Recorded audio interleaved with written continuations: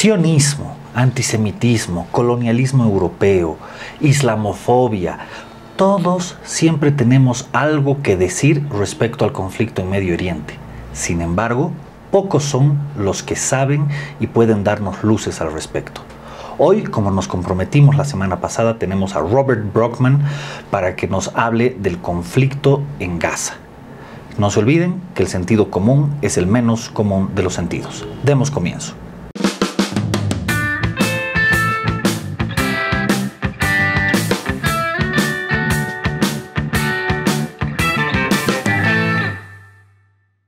Robert, ¿cómo estás? Querido Yerko, gracias por venir nuevamente. Sé que tienes una agenda ocupada, entonces me siento muy halagado de que te des un tiempito para mí. estoy muy complacido de estar aquí porque la charla aquí siempre es interesante e inteligente, así que qué más placer. Muchas gracias, Robert. Quisiera empezar la charla sobre el conflicto actual de Gaza remontándonos bastante atrás en el pasado. Quisiera que tú me expliques un poco cuál es el origen del término Palestina. Claro, y el término es absolutamente clave, la palabra es absolutamente clave para entender el conflicto, ¿no? Y el tema de la identidad de los actuales palestinos. El término actual de Palestina deriva de los filisteos, de los antiguos filisteos, ¿no? Que son parte del Antiguo Testamento.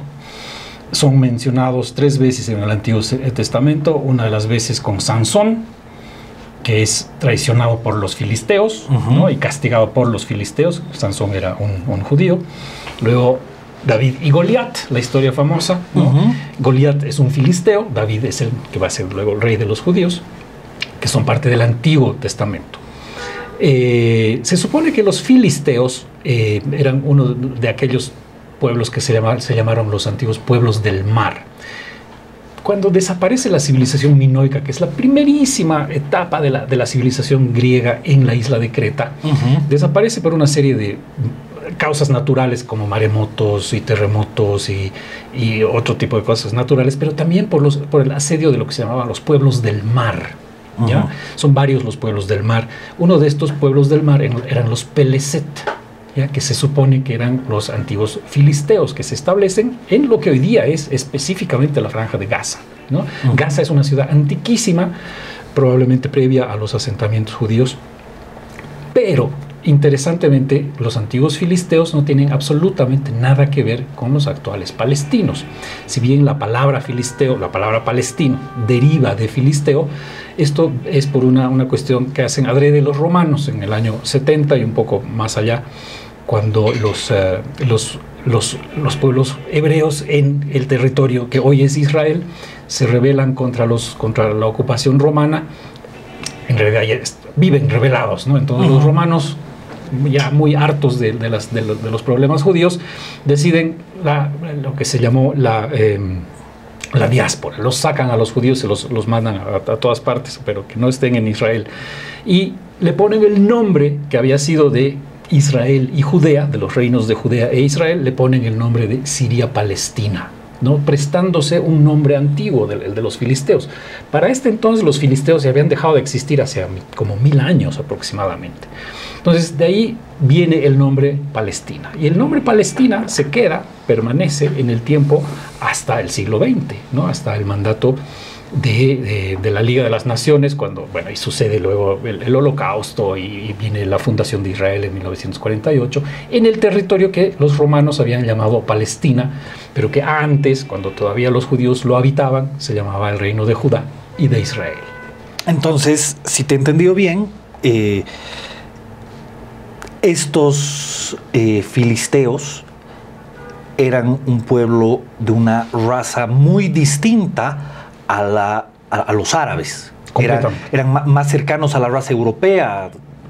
Sí, puedo entender. De hecho sí, se han hecho pruebas de ADN y cosas. Se supone, no se han subsumido, ¿no? Los antiguos filisteos se han subsumido en todos los pueblos que han pasado por ahí. Imagínate, este es un crossroads de todas las civilizaciones antiguas, ¿no es cierto? Han pasado por ahí los egipcios, que no eran árabes, ¿no? Los egipcios, los griegos, los fenicios, los judíos, los romanos, y se han subsumido, se ha perdido el gen y la cultura de los filisteos, ¿no? Los palestinos actuales sí son árabes, ellos llegan muchísimo tiempo después, llegan en el siglo VII después de Cristo. Ya. Claro, porque las invasiones anteriores del Medio Oriente europeo eran persas, no eran, no eran árabes. De hecho, no, pues no eran árabes. De hecho, son los asirios, los babilonios, los sumerios llegan antes que ellos, ¿no es cierto? Y este lugar, lo que es hoy día, llamemos la Tierra Santa, digamos, para distribuir adecuadamente, culturalmente todo el lugar. Esta Tierra Santa fue el lugar de juego, pues el campo de guerra, el campo de batalla de todos estos imperios sucesivos, ¿no? A lo largo de 3.000 años aproximadamente. Entonces imagínate todos los pueblos que han pasado por ahí, ¿no? De hecho, los judíos se establecen en este territorio que en realidad los únicos que podrían reclamar verdadera originalidad en el territorio de Israel actualmente, o lo que algunos quieren llamar Palestina, vendrían a ser los canaanitas, ¿no? Los canaanitas, el reino de Canaán que existía ahí.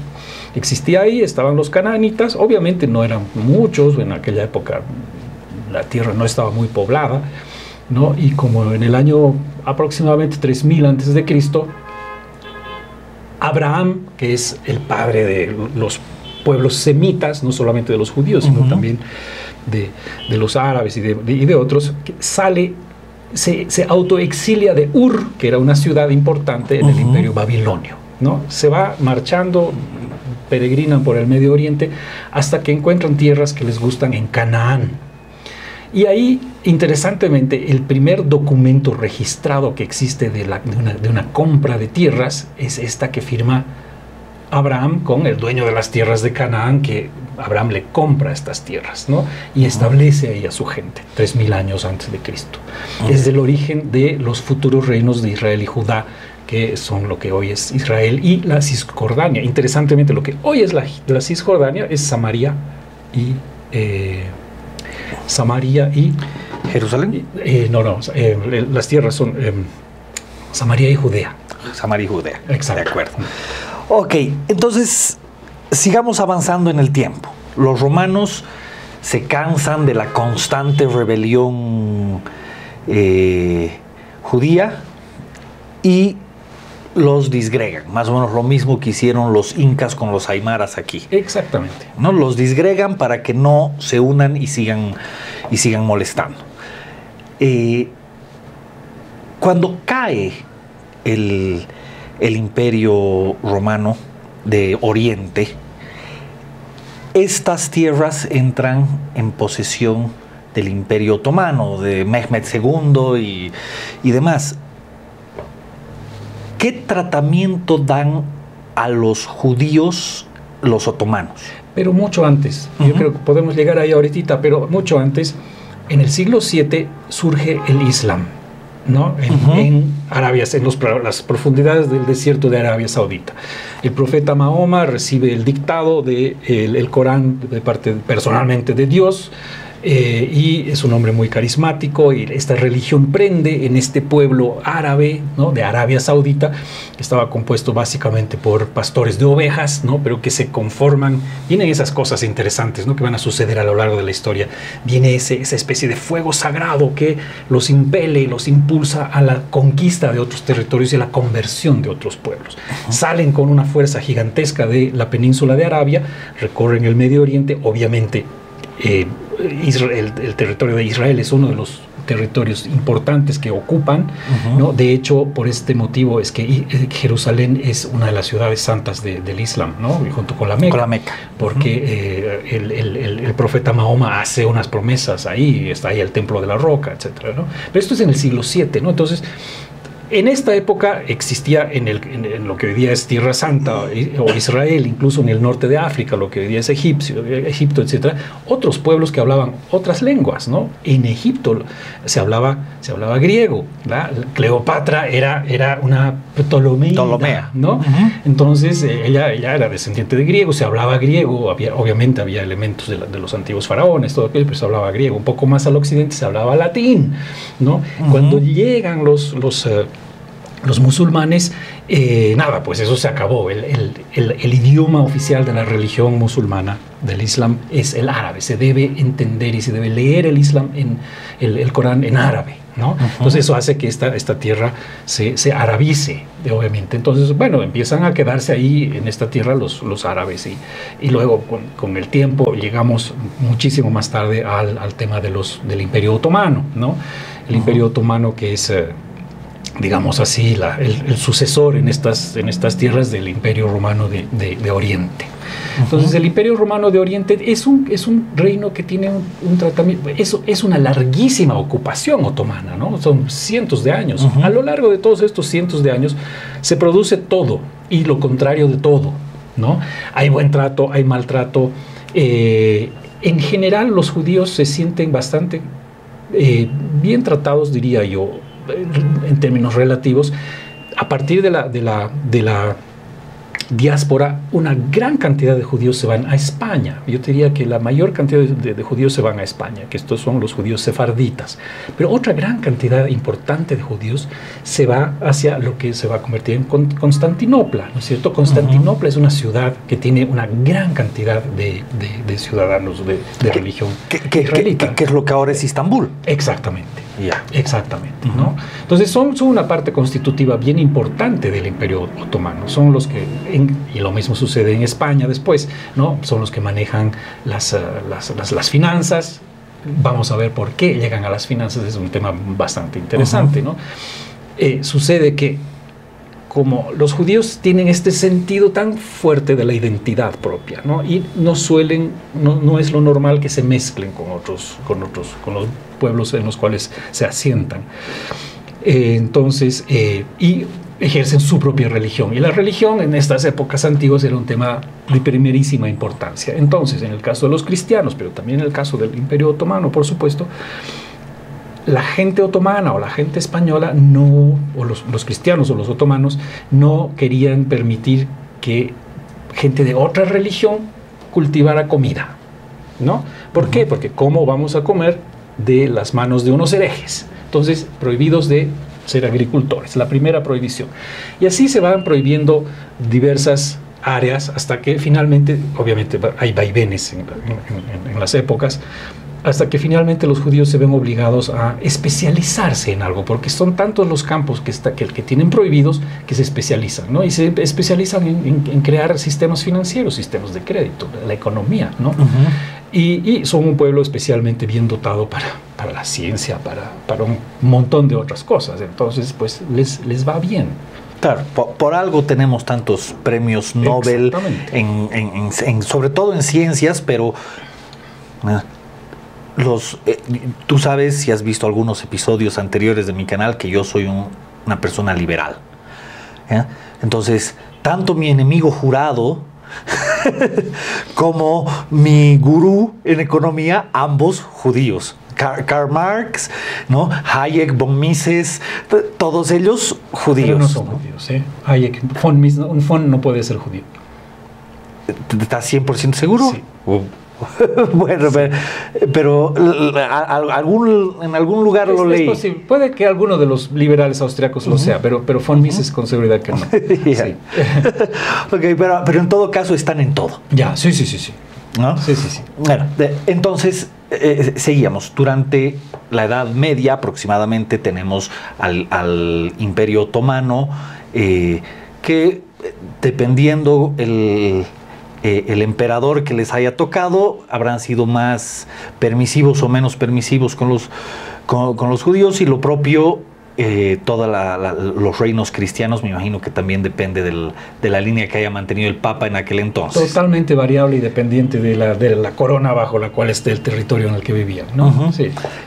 Pero el trato era, y continuemos, el que tú me dices, ¿no? Se le prohíben ciertas actividades y tienen que especializarse. Y con eso se especializan, entre otras cosas, en la economía, en la banca, etc. Por favor, demos continuidad donde te quedaste. Bueno, lo que pasa es que la adversidad siempre te aguza el ingenio, ¿no es cierto? Entonces, como son un pueblo que ha sido permanentemente perseguido, expulsado, etcétera, es que tiene que aguzar el ingenio en las distintas formas de hacer las cosas. Y sobre todo las finanzas son una forma de sobrevivencia superior, pues, ¿no? Porque los vuelve además indispensables, digamos, ¿no? Esto va a suceder en España cuando a la reina Isabel y al rey Fernando el Católico se les ocurra expulsar a los judíos de España.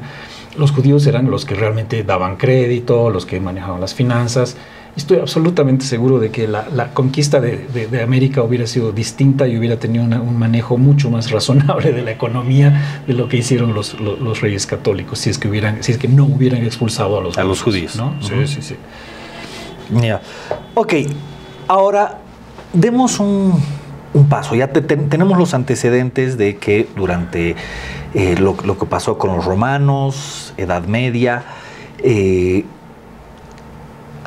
y lleguemos a la época de la Ilustración. En la Ilustración hay algunas familias judías que precisamente por trabajar en la banca empiezan a hacerse muy ricas en la Ilustración, Renacimiento, la primera etapa de la modernidad y la Revolución Industrial también, ¿no? ¿Qué va ocurriendo con ellos? ¿Cómo es que siendo disgregados y estando de todos modos en todo el mundo, ellos mantienen una suerte de contacto, identidad y poder adquisitivo, obviamente político muy poco, salvo el que les pueda dar su poder adquisitivo, sí, ¿no? Mira, es bien interesante y es quizás difícil de establecer, pero líneas generales que podemos sacar de acuerdo al sentido común.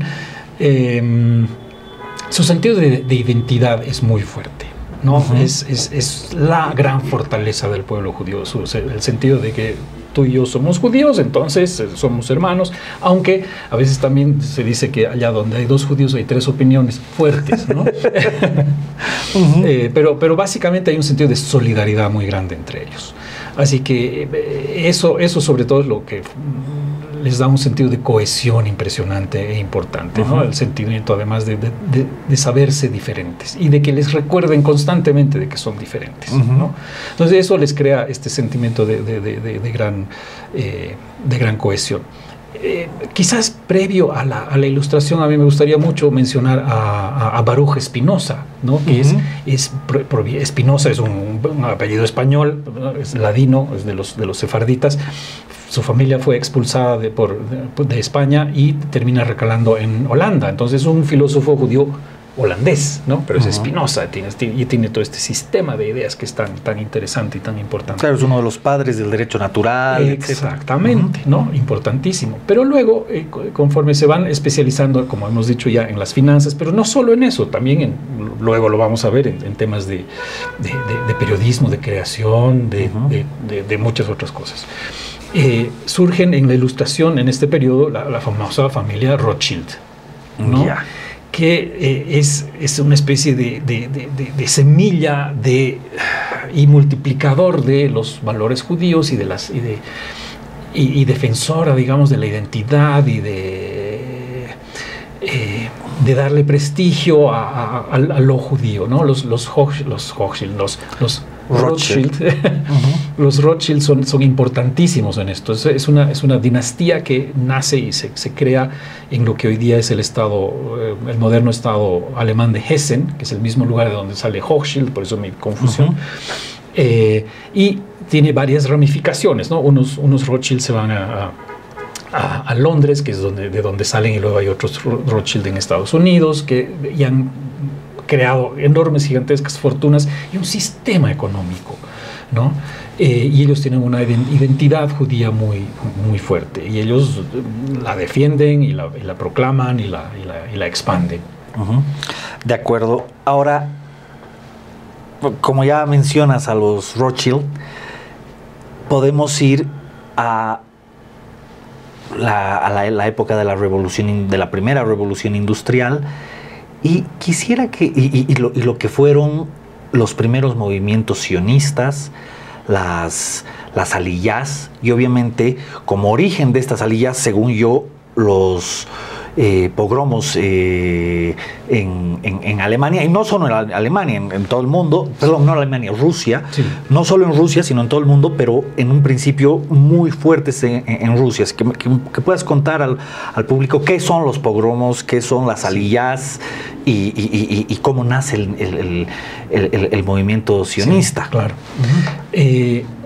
Cuando se da la diáspora a partir del año 70, en realidad la diáspora existe desde mucho antes del año 70, que es la diáspora romana, ¿no? Cuando los romanos, el emperador Adriano los saca de Israel. Hay otras diásporas anteriores y gran parte de la diáspora judía es voluntaria antes del 70, ¿no? De hecho, se habla ya desde en aquellas épocas antiguas de que había una diferencia muy interesante de la mentalidad de los judíos de la diáspora y los judíos que vivían en Israel, ¿ya? Los judíos de la diáspora se supone que eran más abiertos, más mundanos, más lo que sea, y los judíos que vivían en Israel eran más ortodoxos, más cerrados, etcétera, etcétera. Cuando se produce la expulsión en el año 70 y luego hay otras expulsiones más por parte de los romanos y la destrucción del templo de Jerusalén, etcétera, la parte principal de los judíos que sale de Israel se establece en España, en otros lugares también, pero sobre todo en España, ¿no?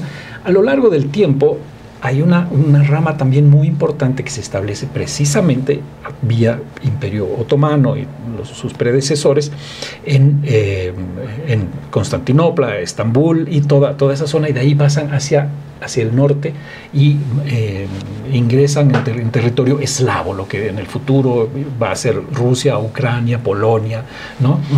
Los judíos que están en España son los judíos sefarditas, ¿no? Y los que se van en la otra dirección hacia el centro y este de Europa son los judíos que se llaman ashkenazis. La palabra nazi no tiene nada que ver, ¿ya? Ashkenazi es simplemente el término de cómo se llaman ellos. Desarrollan dos tipos distintos de judaísmo, pero nunca renuncian a su tronco original, común, ¿no es cierto? Siguen teniendo las mismas prácticas, a pesar de que en realidad durante muchos siglos quizás tienen incluso poco contacto entre sí, ¿no? Pero siguen siendo el pueblo judío y desarrollan fisonomías somáticas distintas, ¿no? Los de España son más morenos, los otros van adquiriendo, obviamente, con la mezcla, etcétera, se van haciendo más rubios, de ojos azules, ¿no es cierto? Entonces ahí hay una distinción. En Rusia y en el centro de Europa, que eran territorios, digamos, más agrestes, más salvajes, ¿no? Porque estos territorios no van a ser colonizados ni civilizados sino hasta en los años 1500, 1600, etcétera, ¿no? El cristianismo no llega hasta ahí como fuerza civilizadora hasta estas épocas. Entonces, y tarda mucho y es un territorio muy vasto, entonces tienes mucha gente no evangelizada, si tú quieres, bárbaros los llamemos, ¿ya? Entonces los judíos se establecen entre estos bárbaros que tienen muy poco barniz de educación, y cuando los ven a los judíos y ellos mismos y son ignorantes y todo, entonces obviamente ahí es donde se ve el resentimiento hacia estos judíos que han llegado de alguna parte de quién sabe dónde, que son diferentes, que adoran a otro dios o un dios distinto o tienen distintas formas de adorar. Ese miedo a la otredad es lo que causa los pogromos. Un pogromo es una persecución con muerte posiblemente grupal, con masacres de judíos, ¿no? Y se dan muchos pogromos a lo largo de la historia, sobre todo en la Europa oriental, en Rusia, en Ucrania, en Polonia. Se dan también en Europa occidental, es cierto, ¿no? Es contagioso, el pogromo es contagioso, ¿no? El antisemitismo es contagioso. Todo esto tiene un barniz común en todo el cristianismo del antisemitismo. ¿Por qué? Porque la antigua religión católica, pero también la religión cristiana ortodoxa, cultiva lo que se llama el famoso libelo de sangre, ¿no? Dice, los judíos son los que han crucificado a nuestro Señor Jesucristo. Ellos son los culpables, por lo tanto no hay que tener piedad con ellos, no, son diferentes, son otros, son extraños, entonces no hay por qué sentir simpatía por ellos, ¿no? Ese es el denominador común del antisemitismo. Y cuando se escucha, porque las noticias viajan, no necesariamente, no hay televisión, no hay radio, no hay diarios en esa época, pero las noticias viajan, ¿no? Cuando viaja la noticia de un pogromo, pues se contagia fácilmente en otros lugares y los judíos son perseguidos, son asesinados en grupo, en masa, en diferentes lugares, en diferentes épocas a lo largo de toda la historia. Ya. Y de acuerdo a lo que yo he leído y estudiado, tengo entendido de que alrededor, a finales de 1800 y principios de 1900, los pogromos en la Europa Oriental y Rusia se hacen más violentos, más frecuentes y quizás, como dices tú, incluso más contagiosos, ¿no? Simultáneamente, en estos años, hay un periodista húngaro, judío, ¿no? Que es el Theodor Herzl, ¿no? Que es conocido como el padre del sionismo.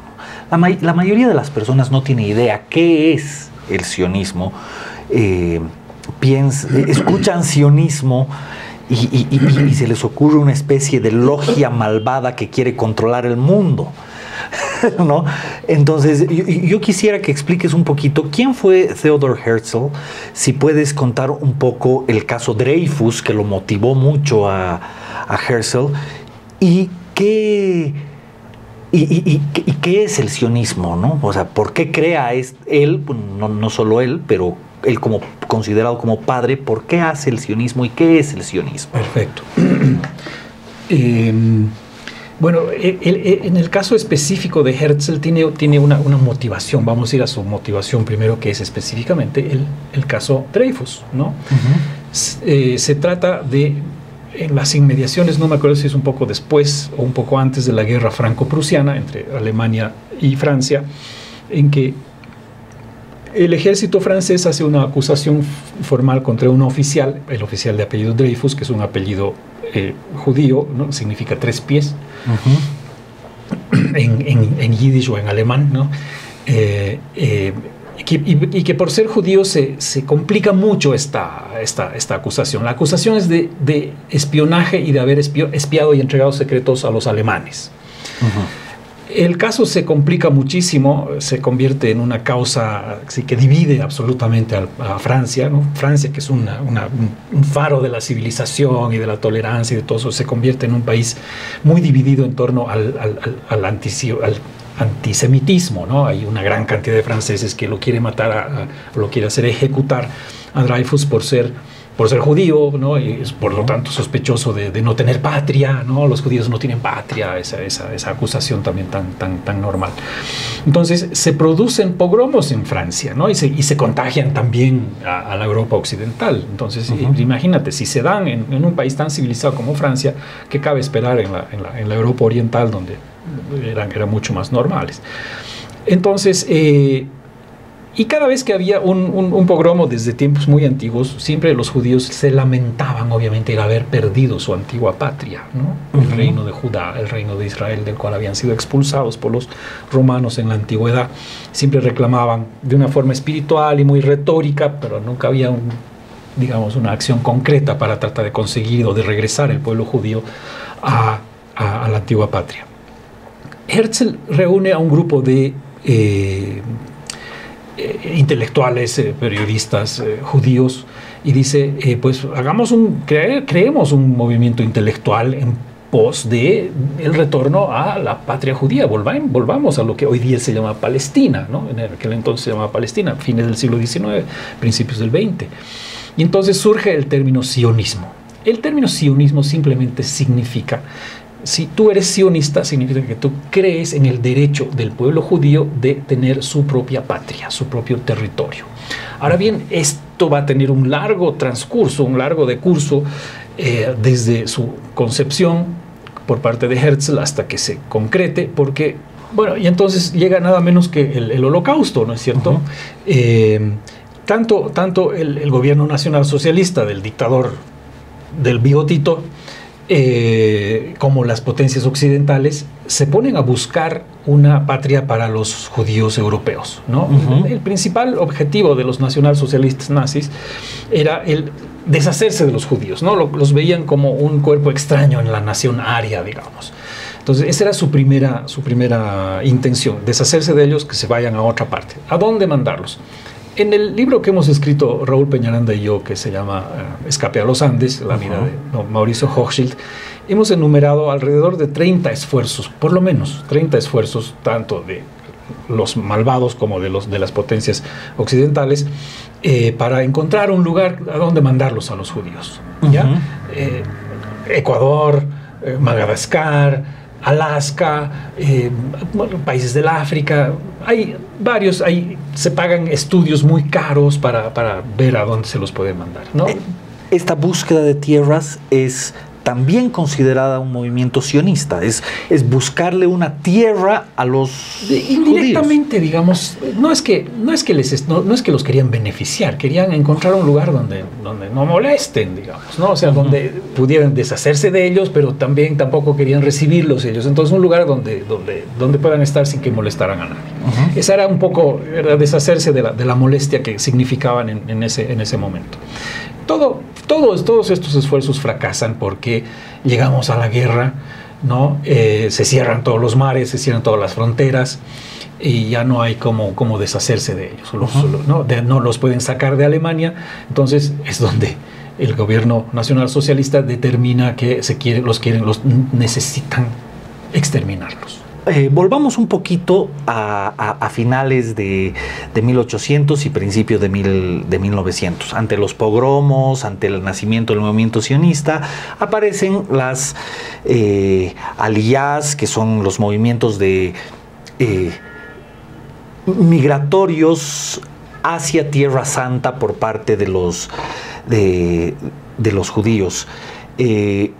Estos, hasta donde tengo entendido, llegan a asentarse y en lo que en aquel entonces era la provincia palestina del Imperio Otomano, comprando tierras, ¿no?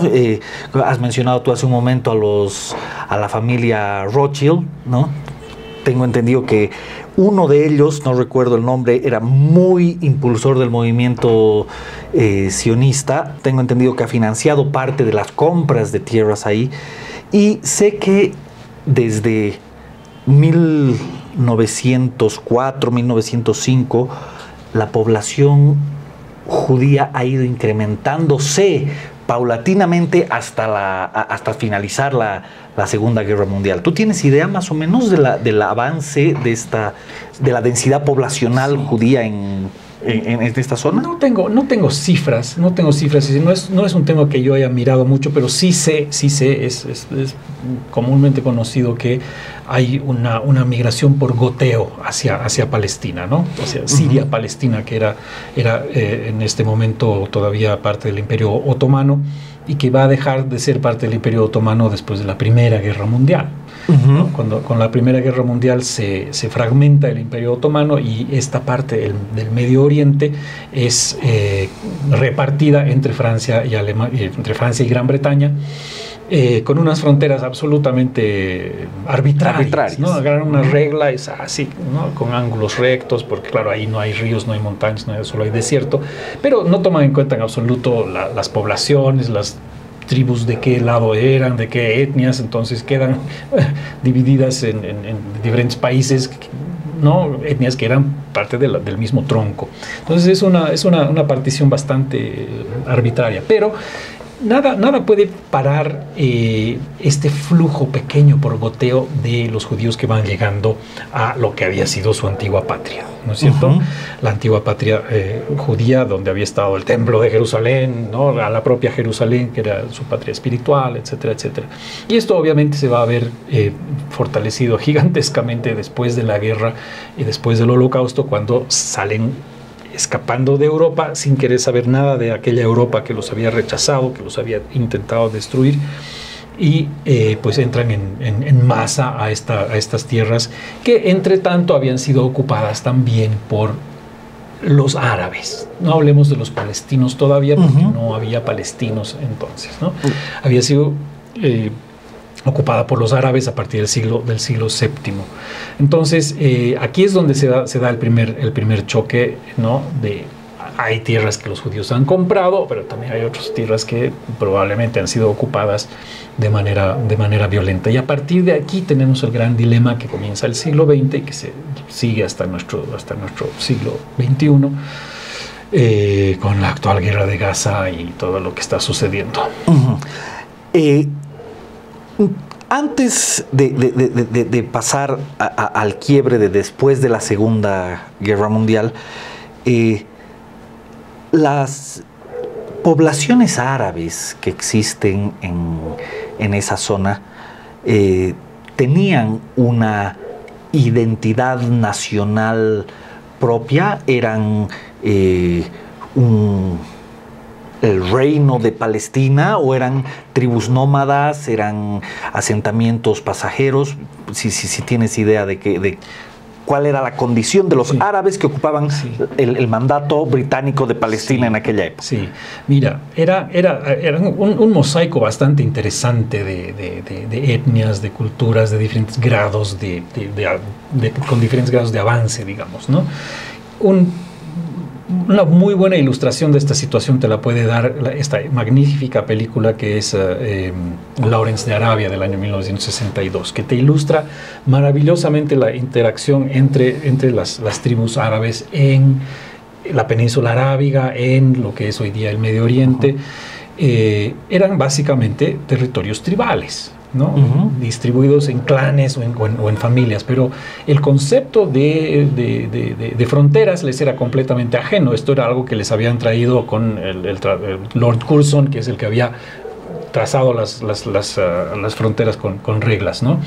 Entonces no existía el reino de Arabia Saudita, no existía el reino de Jordania, no existían tribus. Es que la palabra tribus es un poco denigrante, pero creo que no encuentro otra palabra. Habían tribus o etnias que eran las dominantes dentro de sus territorios, que eventualmente van a ir ascendiendo hasta convertirse en monarquías, ¿no? Conforme van adaptando elementos de la cultura occidental. Claro, los beduinos, los bereberes. Exacto, ¿no? Beduinos, bereberes, y había un montón muchos más. Claro, había los alawitas y los... en fin, ahorita no me acuerdo, hay un montón de ramificaciones. Por ejemplo, los jordanos, que usan un tipo de velo con un color, los sauditas, que utilizan otro tipo de velo de otro color, son de diferentes ramas y familias, ¿no?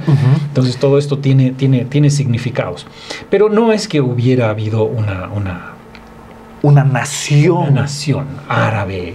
De hecho, a lo largo del siglo XX va a haber intentos de conformar una nación árabe a través del partido Baas, ¿no es cierto? Que va a ser el partido de Saddam Hussein, y también del presidente egipcio de los años 50, que ahorita no me estoy acordando su nombre. Creo que el propio Anwar Sadat también era de este partido, que intenta crear una nación árabe, ¿no? Si tú te acuerdas, en algún momento Egipto se llama la RAU, la República Árabe Unida, ¿no? En esto, en los años 50, 60, o sea, no es hace mucho tiempo, ¿no?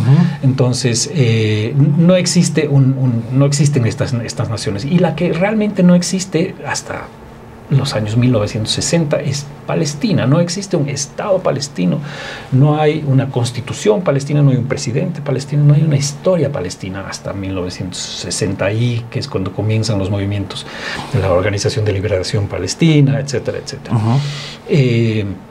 Hasta este momento son inmigrantes árabes de Jordania, de Egipto, de Siria, que viven en el territorio que se llamaba Palestina. Y aquí el único hilo conductor es la palabra Palestina, que la podemos rastrear, y hemos visto hasta los romanos en el año 70, cuando nombran la provincia de Siria-Palestina, para hacer que se olvide el nombre de Judea y Samaria y a Israel, ¿no?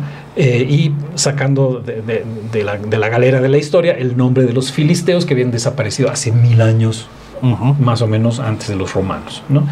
Entonces los palestinos empiezan a llamarse palestinos a sí mismos a partir de la fundación de Israel. Esto es 1948. Exactamente, ¿no? Entonces, de acuerdo a los datos que yo consulté, ya para 1947 la población judía en Israel es de aproximadamente un 35 a algo más por ciento de la población en el mandato británico de Palestina, ¿no? A eso se le suma un 5 a 10% de población cristiana, ¿no? Y el restante entre 45 y 50% es de población árabe sedentaria y nómada, ¿no? Pero ¿qué ocurre ya en 1948? Bien, el 48 ya es tan crítico el número de judíos inmigrantes que está dentro del territorio de Israel que en contra de los deseos de los administradores de este territorio, que es el reino de Inglaterra, de Gran Bretaña, pues deciden fundar el Estado, ¿no? Y Inglaterra finalmente levanta las manos, igual que probablemente en el mismo espíritu que los romanos habrán querido deshacerse de ellos, dicen, bueno, ya, hagan lo que quieran en su territorio, ¿no? Entonces se funda el Estado judío. No han pasado ni 24 horas de la fundación del Estado judío cuando sus no sé si son 5 o 4 vecinos que los rodean, que rodean al Estado de Israel, que no tiene 24 horas, le declaran la guerra y lo invaden, ¿no? Siria, Jordania, Egipto, etc. Exactamente. El Líbano, y si no me equivoco, Arabia Saudita también tiene una pequeñísima frontera ahí en la puntita. Entonces, bueno, en este momento los agarran a unos judíos que han decidido formar su propio Estado, que vienen de haber sobrevivido del Holocausto apenas 3 años antes, ¿no es cierto? Y dicen, esta vez, aquí es donde trazamos la línea, ¿no? Si no nos defendemos aquí, no merecemos existir como pueblo. Se defienden. Y ahora vamos a ver de dónde vienen los insumos para la defensa, es muy interesante. Se defienden como una pequeña minoría que era, y derrotan a estos ejércitos que también eran muy precarios de los árabes en este momento, ¿no? Los derrotan, pero los derrotan estrepitosamente. Los derrotan con armas alemanas de la Segunda Guerra Mundial, ¿ya? Aviones provistos por Checoslovaquia. ¿Por qué Checoslovaquia? Porque Stalin tenía, por algún motivo, el interés de que se creara este Estado aquí, ¿ya? Y él no quiere darles personalmente, por parte de Rusia, la Rusia soviética, armas, de modo que le dice a Checoslovaquia, por favor, denles esto. Estados Unidos mira a Israel así con sospecha, ¿no? Pero es Rusia la que viabiliza el ejército, las fuerzas de defensa israelitas, que hacen posible la primera victoria militar contra esta invasión. Y ahora, ahí hay algo muy importante, ¿no? Muchas personas con las que yo hablo me dicen, no queremos juzgar a los judíos por lo que está pasando hoy en día. Sin embargo, es un ejemplo más de un colonialismo europeo, porque vienen de tierras europeas a colonizar tierras que no eran suyas, ¿no? Y ahí es algo importante con lo que me dices, ¿no? Hay una invasión de 5 o 6 contra 1 al día siguiente de su fundación. ¿Ya? Si hubiera sido un proyecto de colonialismo europeo que nace el 48, ¿no? Imposible que con un día de organización política hubieran podido ganar una guerra contra 6 enemigos, ¿no? O sea, lógicamente llevaban décadas organizados. Y me imagino que, y podemos hacer un paréntesis en la historia general para explicar un poco a los espectadores, si es que tú sabes cómo funcionan los kibbutz, que creo que han sido una de las estructuras organizativas más importantes. Yo personalmente quisiera saber cómo funcionan, no tengo idea. Y si tú sabes, por favor, oriéntame. Tampoco lo sé, no sé cómo funciona. Sé que es propiedad comunal, es una cosa parecida al Ayllu de alguna manera, ¿no? Es una cosa así entre el Ayllu y lo hippie. Sí, alguien me ha dicho eso mismo, que es como un Ayllu, una cooperativa. Sí, claro. ¿No? La propiedad, donde no hay propiedad privada, sino es una cosa común, ¿no? Es una cosa muy única y muy moderna aparentemente, y muy israelí en ese sentido, ¿no? Bueno, pero en todo caso, este sistema de organización que lo fueron teniendo fue el que generó que estén organizados para 1948 Exacto. poder resistir una guerra contra 6 Exacto. Creo enemigos. que son 5 países enemigos. No, contra la Liga Árabe. Sí, exactamente, ¿no? Es realmente un milagro que hubieran sobrevivido. Esto va a tener pues, consecuencias, ¿no? Un Israel mucho más fortalecido, que puede incluso dictar condiciones, pero ni siquiera lo va a hacer, no va a dictar condiciones. A partir de este momento viene la ONU y dice, bueno, hay que solucionar esta situación, porque efectivamente aquí hay unos ciudadanos que habitaban en este territorio, que son los árabes y que tienen derecho también. Hay una parte de estos árabes que decide convertirse en ciudadanos de Israel, ¿no? Y se convierten en ciudadanos musulmanes árabes de Israel, que siguen hoy, que son 28%, si no me equivoco, de la población árabe, de la población israelí, son árabes de origen árabe, musulmanes, pero ciudadanos israelíes. Exacto. Otros dicen, no, nosotros no queremos saber nada con los israelitas, vamos a ver qué es lo que hacemos, rechazan la conversión. Y aquí es donde viene la oferta de hacer, bueno, ¿cómo vamos a solucionar? En este pequeño territorio, es un territorio realmente pequeño, entra holgadamente en Tarija, ¿ya? Israel. Holgadamente, además, o sea, la puedes mover así a Israel dentro de Tarija. ¿Cómo vamos a hacer para que convivan estas dos facciones, estas dos etnias, estas dos culturas, ¿no? Entonces Israel dice, bueno, nosotros aceptamos la solución de los dos estados, que venga la ONU y que determine cuáles van a ser estos dos estados. Son los árabes que viven en Palestina los que no aceptan, ¿no? Rechazan desde el primer minuto la solución de los dos estados, que sigue sobre la mesa hasta el 7 de octubre del 23, ¿no? Y yo no sé si actualmente, yo me imagino que Israel ya no quiere saber nada de la solución de los dos estados después de lo que ha sucedido y probablemente no sea el momento de tratar el tema, ¿no? Pero va a haber por lo menos 4 o 5 ocasiones en las cuales se va a tratar de negociar la solución de los dos estados. Permanentemente el rechazo viene de los árabes, no de Israel. ¿Tú tienes idea?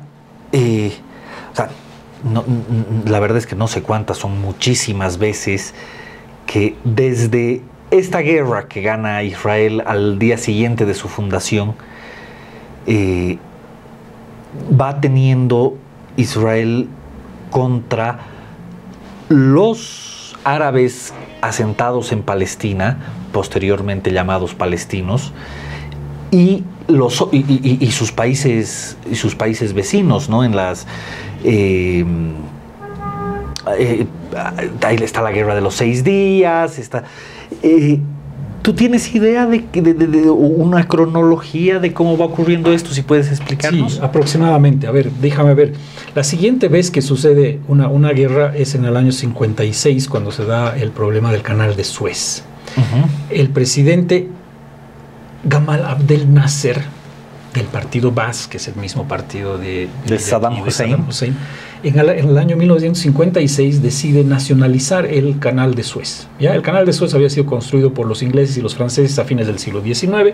Estaba previsto que a fines del 56 le iban a devolver, no le iban a devolver, le iban a entregar la administración del canal, como hicieron los americanos, después el de Panamá, a Nasser, ¿no? Pero en julio de este año, si no me equivoco, Nasser decide tomar las cosas en sus manos y invade el canal y toma las instalaciones.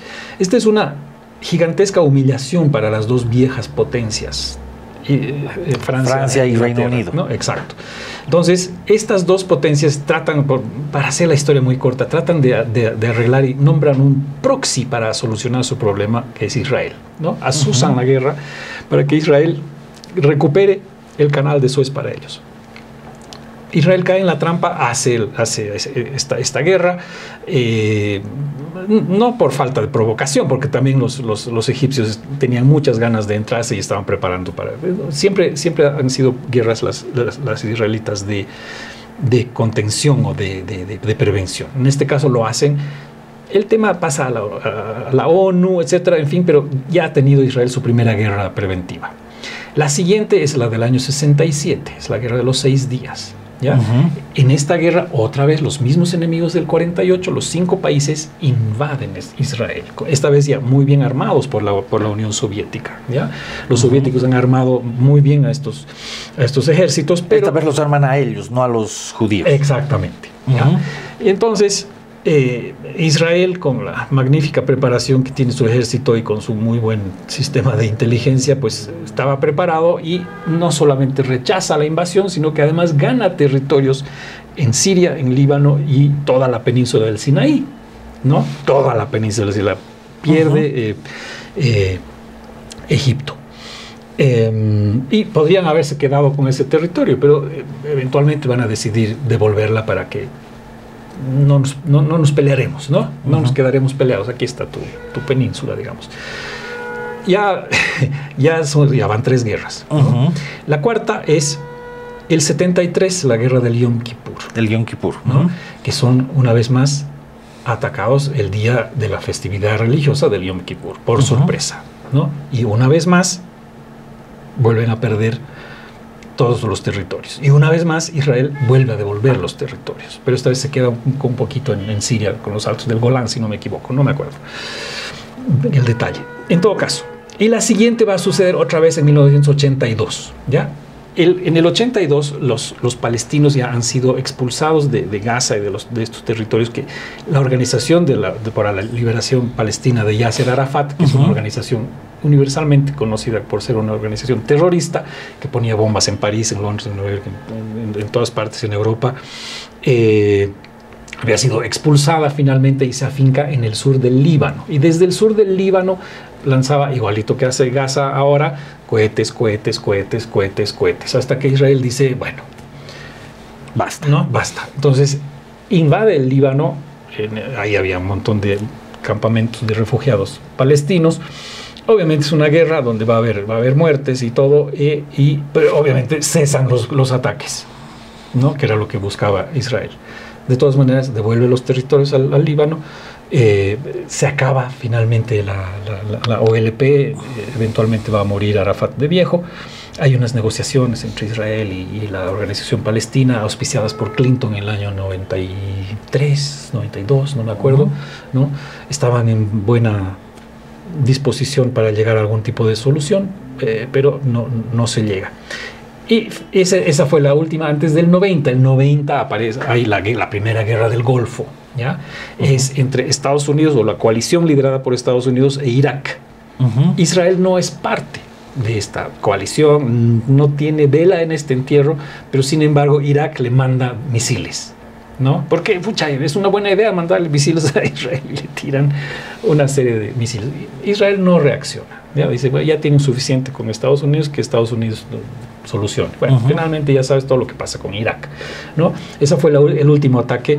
Y luego entran en una especie de status quo hasta el año 2006, cuando Hamas gana las elecciones en Gaza, en la Franja de Gaza. En la Franja de Gaza. Y la OLP queda con la Administración Palestina en Cisjordania. No es la OLP, creo que es la APLP, si no me equivoco. No, la APLP es otra cosa. Es la FLP, una cosa parecida, pero no es Hamas. Pero no es Hamas. Tengo entendido que son los herederos de Yasser Arafat cuando baja baja sus revoluciones y dice, ya no soy un terrorista, ahora soy político. Exacto, ¿no? Pero no es la OLP, es otra entidad, pero sí, digamos, son los herederos ideológicos de Arafat. Es absolutamente cierto. Y ahí, como estos ya son un poco menos agresivos con los judíos, hay una convivencia. En Gaza gana Hamas. Exacto. Y Hamas comienza como una ONG de beneficencia, ¿ya? Una cosa así bonita para ayudar a los palestinos, pero deriva muy rápidamente al radicalismo religioso, ¿no? Y de hecho, en su mismísima carta constitutiva dice: nuestro propósito es la destrucción de Israel. Es la recuperación del territorio que nosotros los palestinos consideramos nuestro territorio, ¿no? Entonces tenemos que limpiar de judíos desde el río hasta el mar, desde el río Jordán hasta el mar Mediterráneo. Vale decir, todo el territorio de Israel. Exacto, eso dice Hamas, eso tiene que estar libre de judíos, ¿ya? no importa cómo, si hay que matarlos, si hay que deportarlos, ese territorio es nuestro y ese es nuestro fin último. No se negocia con Israel, no se conversa con Israel. No hay posibilidad. O sea, la única forma es la confrontación. ¿Ya? Y hacen una serie hay unos, muy típicamente del Islam, ¿no? Hacen unos versos tipo Corán diciendo, mira, los árboles y las montañas tienen que decirnos, mira, aquí atrás hay un judío, ven y mátalo, ¿no? Eso está en su carta constitutiva. ¿Ya? Entonces, no es, claro, cuando entran al poder en el año 2006 o 2007, no me acuerdo, Israel está alarmado, porque sabe que esto significa problemas. Y desde luego, no hay día en Israel donde no haya por lo menos un acuchillamiento múltiple, ¿no? Lo menos que sucede es un acuchillamiento múltiple. Hay bombas en buses, hay bombas en colegios, hay mochilas bombas en fin, siempre está muriendo gente por bombas. Ataques terroristas. Ataques terroristas auspiciados por Hamas. Hamas es auspiciado, es un proxy de Irán. Lo mismo que Hezbollah en Líbano. Y lo mismo que los Houthis en Yemen. ¿Ya? De ahí vienen todas las cosas. Bueno, pero Hamas tiene esta motivación, además territorial, etcétera, etcétera. Entonces, ha habido todos estos... Gaza estuvo todo este tiempo ocupada por Israel, ¿no? Ahí hubo invernaderos, hubo gran actividad económica, etcétera, hasta que el 2005, justo antes de la llegada al poder de Hamas, los israelitas devolvieron Hamas. Ya, aquí está Hamas, aquí está Gaza, hagan lo que sea, este es su territorio, aquí está, sean la autoridad palestina, y Hamas se hace con el poder, y a partir de este momento, pues, ya es una hostilidad abierta.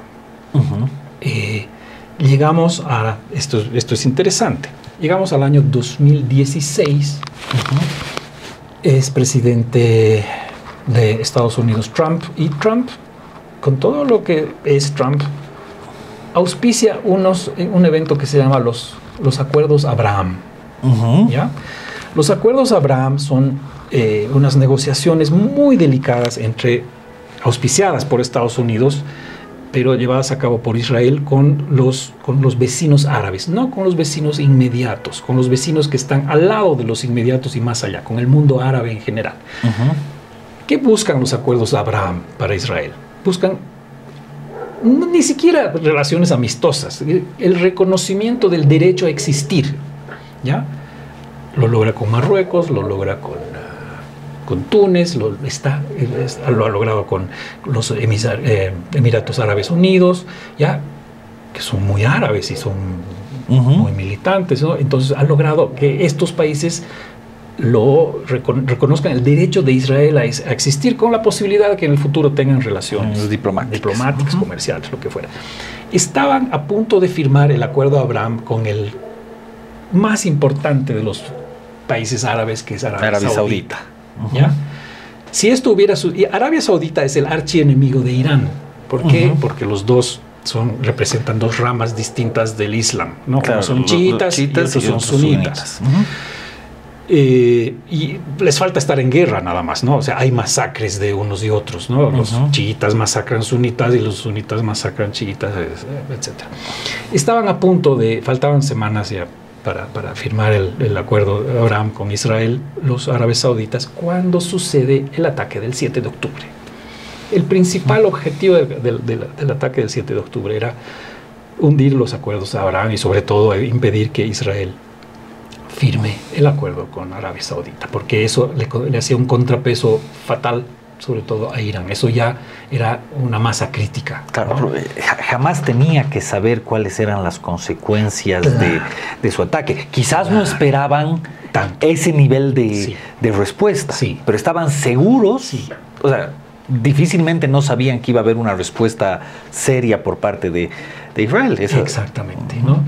Yo creo que contaban con una respuesta fuerte, pero no con esa respuesta. Pero obviamente lo que querían era que Israel reaccione y que el resto del mundo árabe y el mundo en general se solidarice, porque son profesionales víctimas, ¿no? Los hamasis son muy profesionales en lo que hacen en comunicación, realmente lo son, no estoy siendo irónico. Ellos contaban con que y de hecho, digamos que ha sucedido en cierta medida, ¿no es cierto? pero ha habido muchos países árabes que han dicho, un momento, aquí hay algo más allá, y no es que los palestinos tengan la solidaridad incondicional del resto del mundo árabe, ¿no?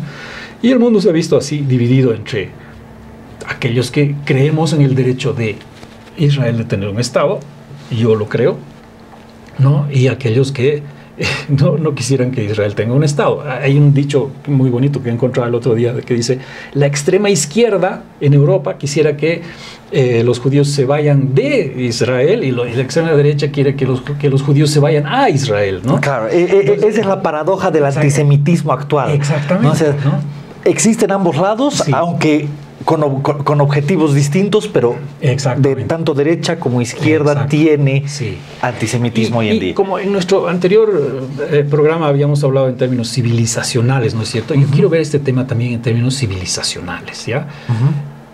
Israel es parte de Occidente. Sí, por supuesto. Absolutamente, ¿no? Occidente, hemos dicho ya, tiene 4 pilares: lo judío cristiano y lo greco-romano. O sea, tú quitas cualquiera de ellos y Occidente no es Occidente, ¿no? Entonces, yo creo que el mundo cristiano, el mundo occidental, debería sentir solidaridad por este tema, aunque es cierto que está el dilema de que cuánto es demasiado fuerte la reacción de Israel. No hay una respuesta sencilla ahí, no la hay, simplemente no la hay. Pero todo esto no estaría sucediendo si no hubiera pasado el 7 de octubre. Si no hubiera ocurrido el 7 de octubre, si no hubiera ocurrido el Yom Kippur, si no hubiera ocurrido la de... O sea, de todas las que me has narrado, hay una sola en la que Israel, pero no por sí misma, se puede considerar agresor. A ver, la del 82 podrías pensarlo, digamos, ¿no? La invasión de Líbano, pero era porque querían dejar que cesen de tirarles cohetes. Había un motivo. Y luego la del 56, que sí. ¿No?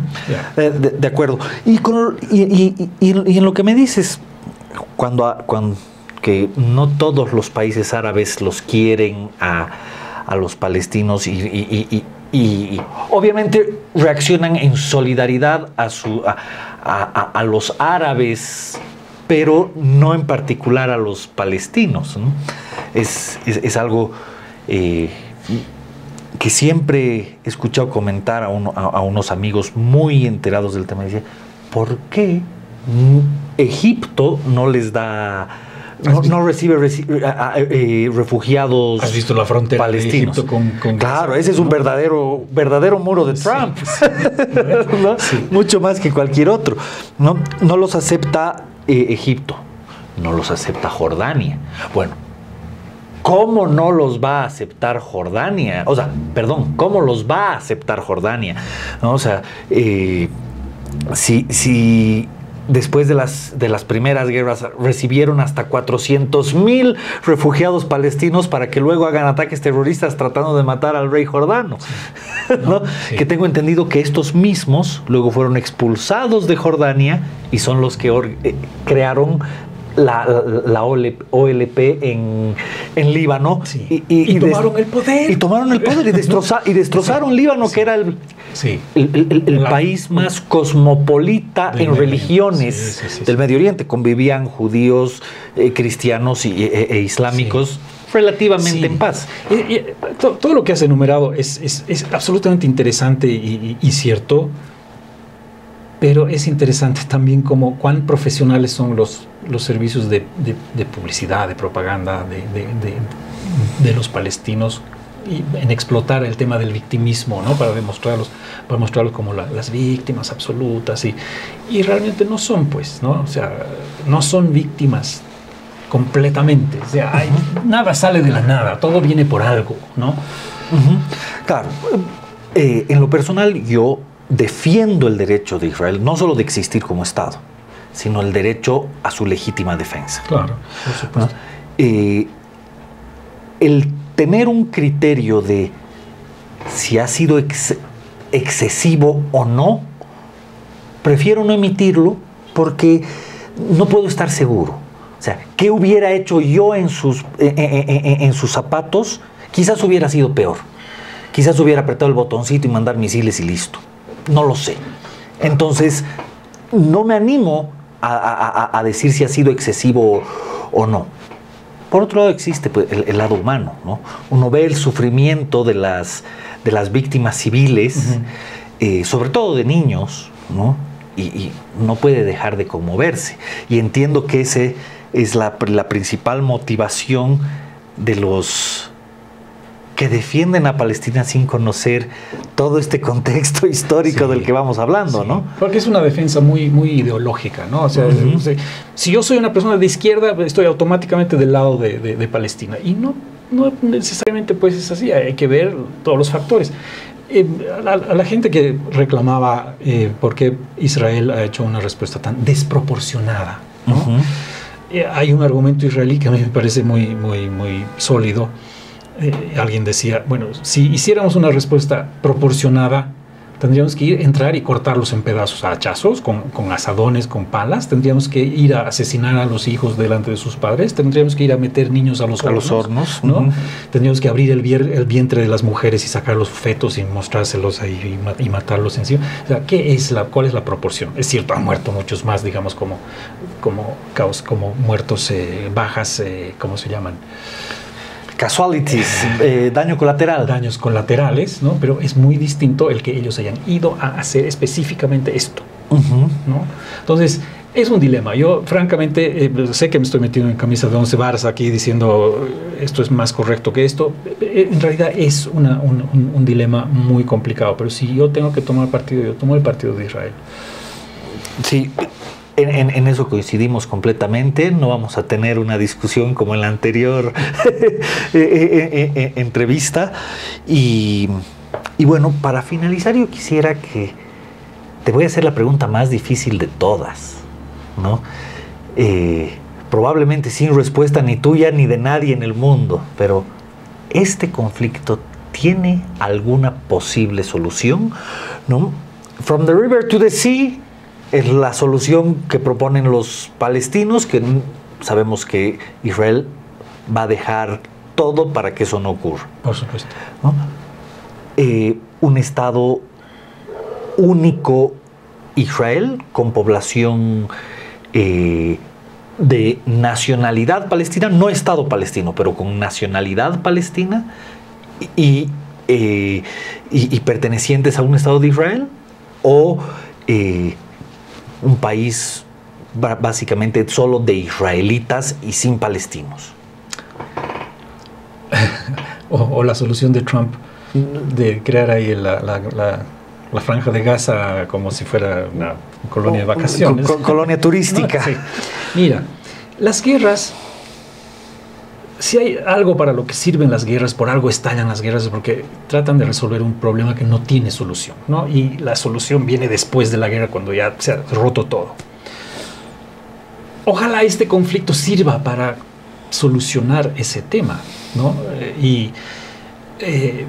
Si hacemos un paralelismo, digamos, cuando terminó la Segunda Guerra Mundial, Alemania perdió un tercio de su territorio y toda la gente que vivía en esos territorios que hoy día son de Polonia fueron expulsadas, ¿no? Y el tema se solucionó. O sea, hubo una generación que vivió un poco como refugiados, pero luego se asimilaron al resto de la población alemana y esa fue la solución. No estoy diciendo que esta deba ser la solución en el caso de Gaza, pero que esta guerra sirva para algo, ¿no? Si ya se ha llegado tan lejos, ¿por qué no solucionar de una vez? ¿Y cuál crees tú que es la posición de Occidente en general?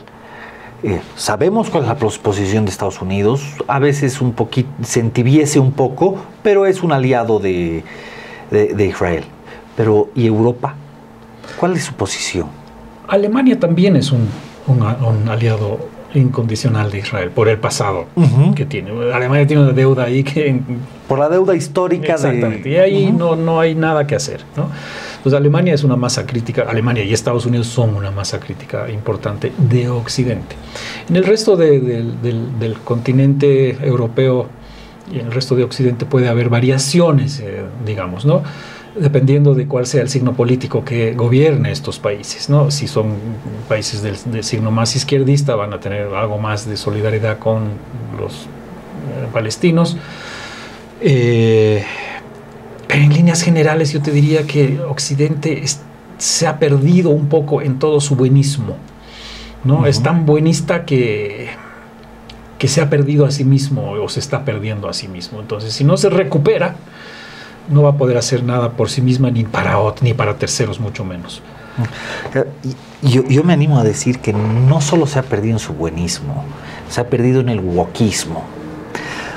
Este wokismo que como lo he hablado en los anteriores episodios, genera una batalla cultural, genera siempre busca el paradigma, la dicotomía de opresor-oprimido. Y en este wokismo que ha ido desafía la lógica, ¿no? En este wokismo que ha ido ganando terreno, buscando el buen corazón humano, ¿no? Que se conmuevan con las víctimas. Entonces son expertos en encontrar víctimas y victimarios, y siempre es más fácil poner de víctima al más débil o al menos fuerte, aunque sea él el agresor, ¿no? Como los dos muchachos en el caso de Argentina, los dos adolescentes que han asesinado a una niñita de 4 años y que muchos están saliendo a defenderlos de no, hay pobrecitos, no los metan presos. Sí. Víctimas, ¿no? De la sociedad. Víctimas de la sociedad, ¿no? Más o menos lo mismo, en escala mucho mayor, es lo que podemos estar viendo en el conflicto palestino-israelí, ¿no?